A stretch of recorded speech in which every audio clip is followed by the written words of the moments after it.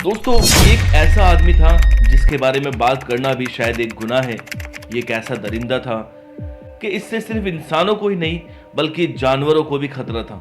ऐसा माना जाता है कि जानवर इसे देखते ही अपनी जान बचा के वहां से भाग जाते थे और सिर्फ कुछ दिनों में ही अदालत ने इसे फांसी की सजा सुना दी। आखिरकार इसने ऐसे कौन सा अपराध किया कि कुछ दिनों के अंदर ही मजिस्ट्रेट ने इसे फांसी की सजा सुना दी। नमस्कार, सत श्री अकाल, आदाब अर्जे। मेरा नाम है कैप्टन सादिक और आज की सच्ची घटना हम आपके लिए लेकर के आए हैं। वो सुनना हमारे लिए बेहद जरूरी है ताकि हम ऐसे लोगों से सतर्क रह सके और ऐसा इंसान हमारे इलाके में या कॉलोनी में मोहल्ले में अगर रहता हो तो हम पहले ही कुछ एक्शन ले सके। दोस्तों, कहानी सिर्फ कुछ हफ्तों पहले की है। कहानी बुलंदशहर के जहांगीराबाद की है। उस इलाके का एक आदमी, एक चाचा अपनी भतीजी को स्कूल लेने के लिए जाता है। वहाँ मास्टर जी को कहता है कि बहुत ज़रूरी काम है घर पर, भतीजी को घर लेके जाना है। मास्टर जी उसे भेज देते हैं। आखिर सग्गा चाचा है तो वो बैग लेकर चाचा के साथ चली जाती है। अब मास्टर जी को ख्याल आता है कि चाचा का कैरेक्टर सही नहीं है और शायद ये मुझसे गलती हो गई, तो मास्टर जी उस चाचा के पीछे चल देते हैं कि ये घर जा रहा है या कहीं और।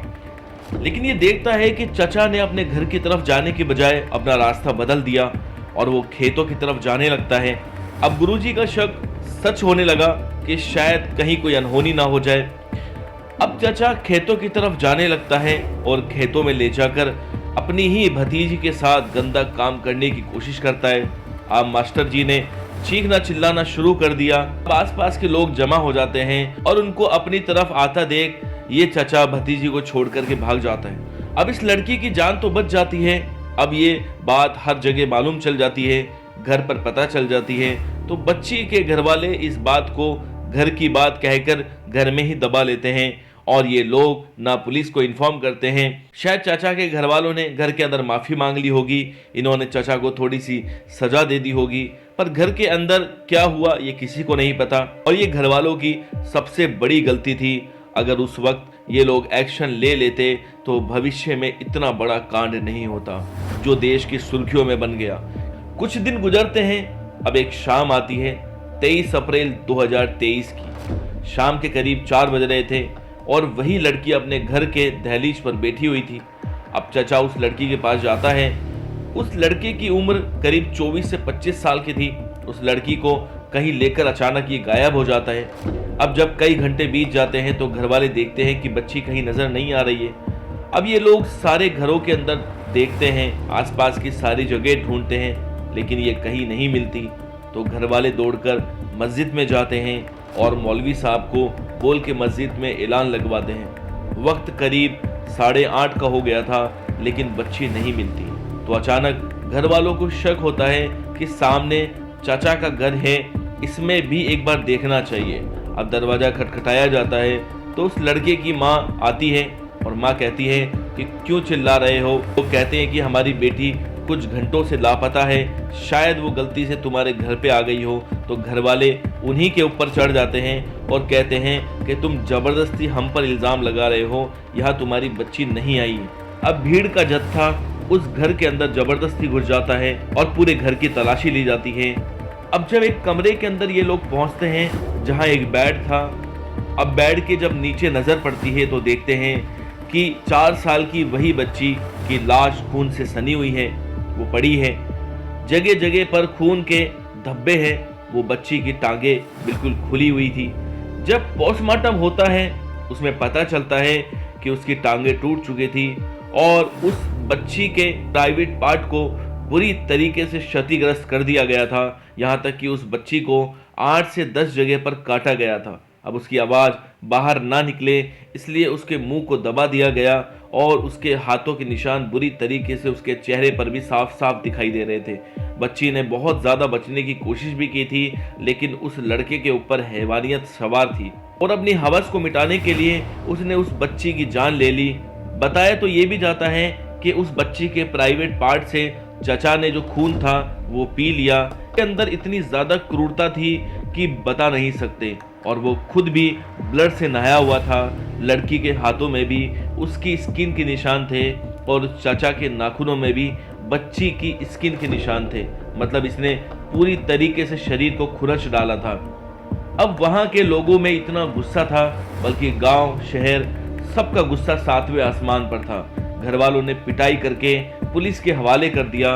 उन्हें लगा कि पुलिस इसे शायद ज्यादा अच्छे से सजा देगी। उन्हें कानून के ऊपर पूरा भरोसा था। फिर उसकी पहले की कहानी भी सामने आती है कि एक बार इसने 15 साल के लड़के के साथ भी कुकर्म किया था, और जब ये बात घर वालों तक पहुंचती है तो बजाय सजा दिलाने के घर वालों ने इसका इतना सपोर्ट किया कि पंचायत बैठी, उस लड़के के घर वालों को बिल्कुल शांत करवा दिया।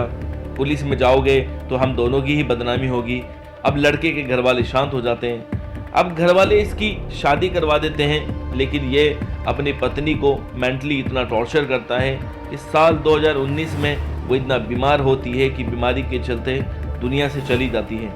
कुछ दिन बीतते हैं, लेकिन इसकी बदमाशी खत्म नहीं होती। किसी बच्चे को उठाना, उसके साथ कुकर्म करना, गंदी हरकतें करना, उसे जबरदस्ती चूमना, अश्लील हरकतें करना। घर वालों को लगता है कि शायद उसकी शादी कर देंगे तो ये शायद सुधर जाएगा, तो बड़े भाई की साली के साथ में इसकी शादी कर दी जाती है। लेकिन ये इंसान नहीं था, बल्कि जानवर था। अपनी बीवी के साथ ऐसी हैवानियत करता, बीवी होने के बावजूद भी ये उसका जबरदस्ती रेप करता, उसे जगह जगह काटता, तो वह किसी तरीके से हाथ जोड़ के वहां से निकल जाती है। दिसंबर 2022 को वो घर छोड़ देती है, और अब अप्रैल का महीना आता है और ये अपनी भतीजी को स्कूल से लेकर के आता है, और आगे की कहानी मैं सुना चुका हूँ। दोस्तों, मोहल्ले वाले ये भी बताते हैं कि उसने ना किसी बकरी को छोड़ा, ना किसी भैंस को, ना किसी गाय को, ना किसी जानवर को छोड़ा। जो जानवर मिलता उसी से ही अपनी हवस को मिटाता। लेकिन घर वालों को इतनी सारी हरकतें जानने के बावजूद वो इन चीज़ों को नज़रअंदाज किया करते थे। जब मजिस्ट्रेट के सामने इसे लाया गया तो खुद मजिस्ट्रेट को इतना गुस्सा आया, और वो कहता है कि ऐसे इंसान को समाज में रहने का कोई हक नहीं है, और उसे फांसी की सज़ा सुना दी जाती है।